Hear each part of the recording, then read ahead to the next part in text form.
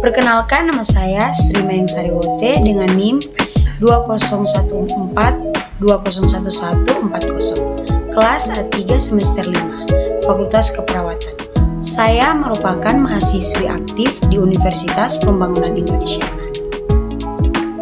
Pada video kali ini, saya akan memenuhi tugas dari dosen pengampu Nurse Sheila Menawan Escape MCAP dalam mata kuliah Keperawatan Medikal Bedah 3 dengan materi tentang konstipasi. Konstipasi atau juga dikenal dengan sebutan sembelit adalah kondisi sulit buang air besar.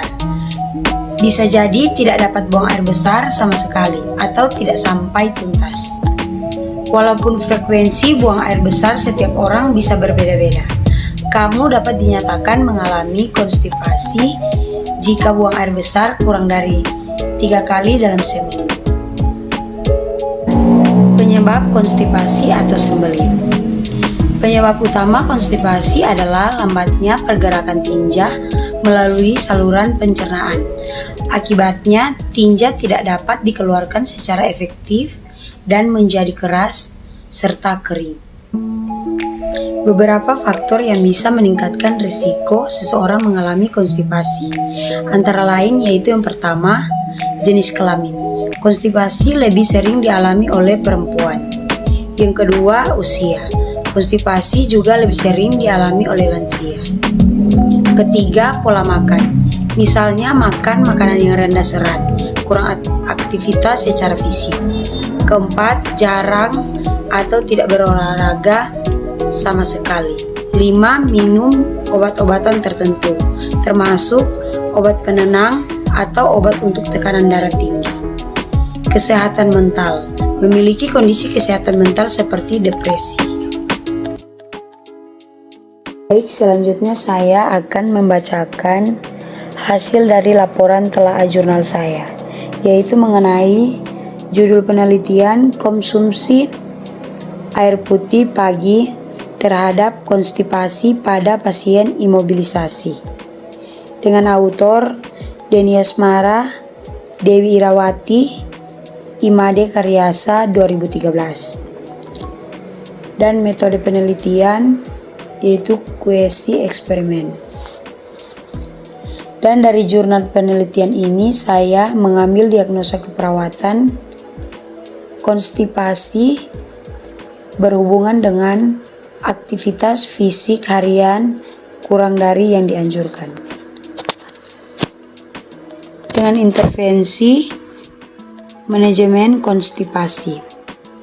Dan intervensi yang bisa kita berikan yaitu yang pertama, periksa tanda dan gejala konstipasi atau identifikasi faktor risiko konstipasi, atau misalnya obat-obatan, tirabaring, dan diet rendah serat.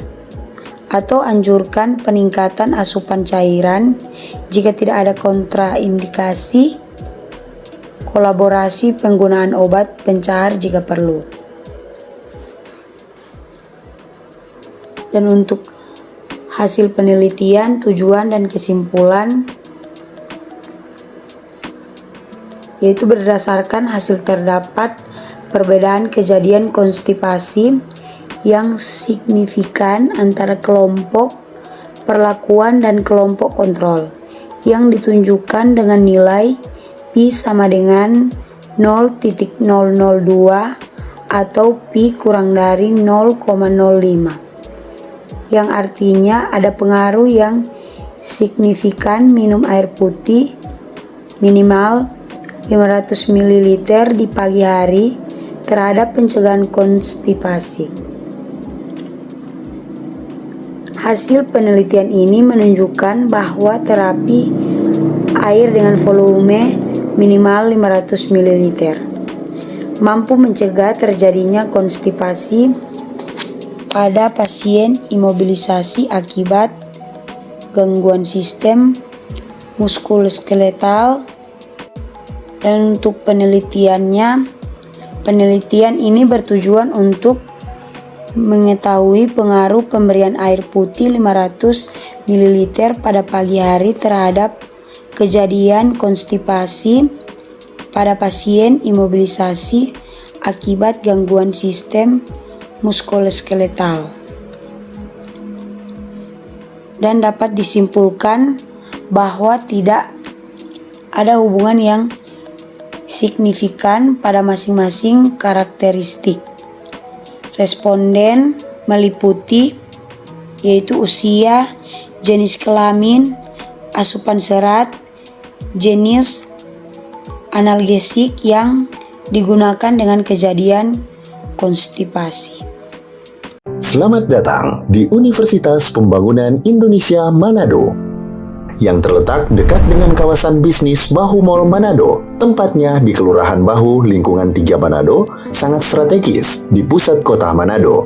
Dibangun di atas lahan seluas 2,5 hektar, Universitas Pembangunan Indonesia Manado berdiri megah dengan ruangan 7 lantai, terdiri dari ruangan kelas, ruangan kantor, perpustakaan, laboratorium komputer, laboratorium keperawatan, pengadilan semu, dan laboratorium bahasa, kantin, serta rooftop di lantai atas.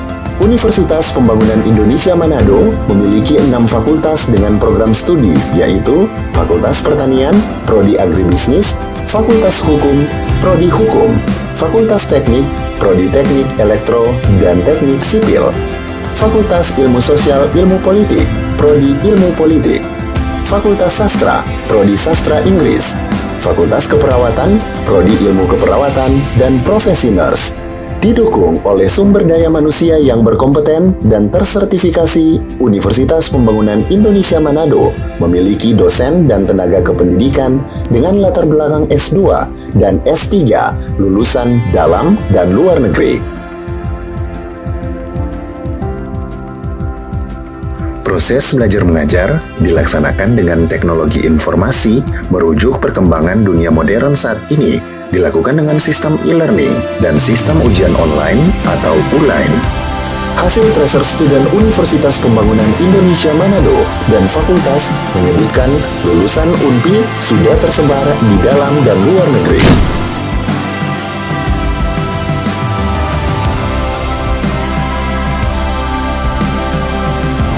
Selamat bergabung putra-putri terbaik bangsa. Kembangkan dirimu, raih cita-citamu setinggi bintang di langit. Kami siap menghasilkan generasi terbaik dan pemimpin di masa depan.